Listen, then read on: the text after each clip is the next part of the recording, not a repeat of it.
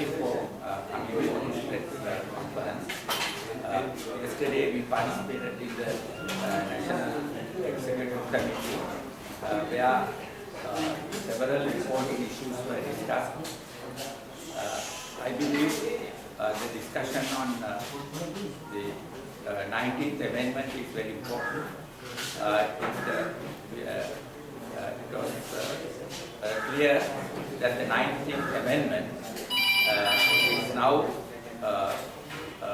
finalized, and it is for further discussion. It has been circulated, and the legal document has been given to be prepared to introduce in the Parliament. So it is almost finalized, and it incorporates the reduction of the executive president a president who has some residual powers, and the entire executive power is passed over to Parliament and the Prime Minister. And also it includes the powers of the 17th Amendment, and also some other commissions are also incorporated, and there are about 20 commissions. 20 commissions will be the vital instrument of state implementation and executive power. Since that is the most important item in the 100 days program is this change of the constitution and democratization of the society, because this is a democratic revolution. The campaign against corruption and bribery and all various issues coming under corruption are important, but not important as the constitutional change. And for this issue of corruption, already various actions have been taken, and process is going on. It is very difficult to trace some of these elements involved in corruption because of the power they have and the money they have, and also the dissolution of the state apparatus during the last 20 years. Last 20 years, the state apparatus, the officials, and all the people, and even the people at the top, have been influenced by the fascist type of governance, and therefore there is a problem of implementing anti-corruption campaign. But already government has taken necessary steps to improve the situation and to go after them. The most important issue that was discussed was the Avant-Garde Institute, which is a very large, internationally spread institute, which is being launched by the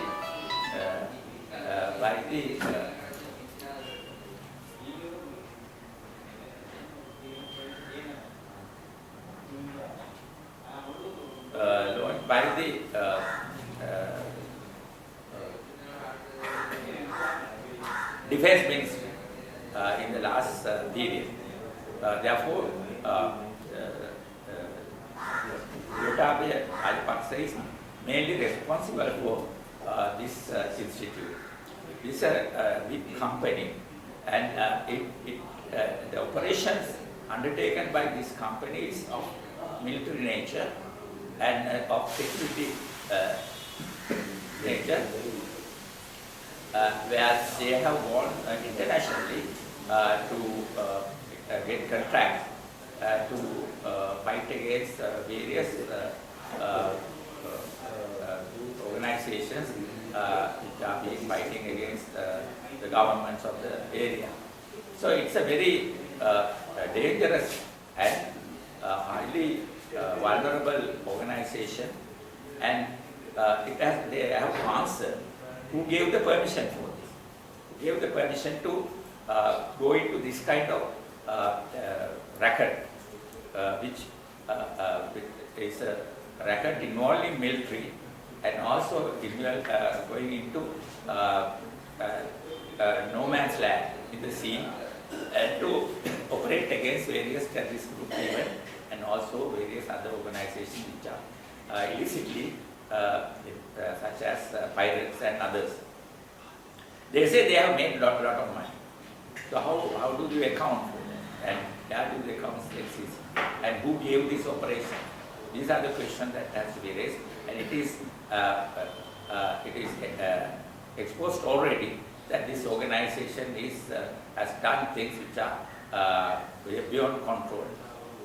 So that the government has launched institute which cannot be controlled, and it can be a dangerous organization against civil administration. In fact, this organization has provided military units to various factories in Sri Lanka. That means it's a violation of labor laws in this country. No industry has the right to keep a military force inside to threaten the workers and also to act against strikes and other activities. We see that during the Valley Barrier struggle, some army unit came and attacked people, and a lot of several people got killed and a lot of people were injured. So many damages were done to the surrounding area, into temples and also churches and so on. Still it is not very clear who gave the order and which organization came. Some say that avant-garde is responsible for this. So therefore there has to be a very wide investigation, and that has been undertaken by the government at the moment, and the details were given. And so we believe that this dangerous organization will be exposed, and the people who are responsible will be taken into custody, including Gotabaya Rajapaksa. And then the question we discussed was how will we conduct the next election. But the next election has to come at least at the end of April. April 23rd is the date given to the people. But if they need more time to pass the 19th amendment, then they can take some more time, several weeks even, to finalize the 19th amendment. But there is no reason to postpone the election till to the next year. There is an argument that we have to change the election law, particularly the preferential vote system has led to corruption, and many people who have come under the preferential system, politically immature people, businessmen with a lot of money have barged into parties and come out as politicians, and they have become the important people, displacing the political elements of each party. That is a very dangerous trend, and there is the strong campaign to get rid of this preferential system. Now we are all for removal of the preferential system. But that doesn't mean we must change the proportional election system, proportional representation system. Because world over this has been discussed, and they all have agreed proportional representation is the best way to represent the ideas and various nationality and religious tendencies within the society. Particularly a society which has a tradition of various religions, various customs, various cultures and ideologies. The best way to represent all that in a parliament is to go through the preferential system. There is no other way, no other mixed way to get the best result. So therefore we are totally against changing the proportional representative system. And in that National Executive Committee was exposed that JVP also clearly opposed to change in the proportional representation, and all minority parties which represent minority interests are against that. So therefore it will be undemocratic for anyone to demand to remove the proportional representation. Now I question Madhulai Somita, Reverend Madhulai Somita, why you are demanding that proportional representation should be changed. It is the most democratic and most just way of selecting people. We are totally agree that preferential system should be changed. Yes, we can get rid of it. It's a simple matter. Actually, proportional representation system came into Sri Lanka without the preferential system. It was introduced later, and therefore it can be discarded. And we can have the proportional representation system as a very democratic way of expressing the tendencies in the society. Therefore, we believe that the government will not change proportional representation system, but only change the preferential system and go for election. And there is the argument that there are, it is useful for person to represent the electorate. Now that argument may be valid for town councils and village councils. At that level, day-to-day problems are handled by the person elected. So each village should elect, each ward should elect a person. Okay, then you can take that argument at the village level or the council level. Even provincial council level, to some extent, that argument will be valid.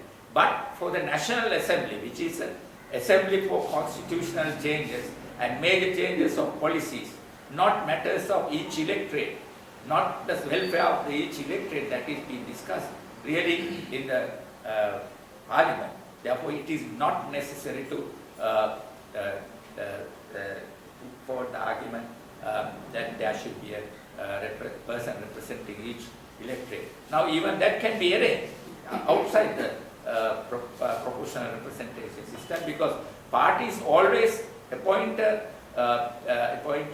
organizer. We can see in some major parties, the organizer of the area is not an elected member. There are elected MPs in the area, but organizer is still non-elected person. That happens very often. So that means there is a way of looking after the electorate. Electorate can be looked after through the organizer. Why do you want the parliament MP to represent the grievances, day-to-day grievances of the person? It can come through the organizer, party organizer of each party, and can be discussed in some way through their own party apparatus.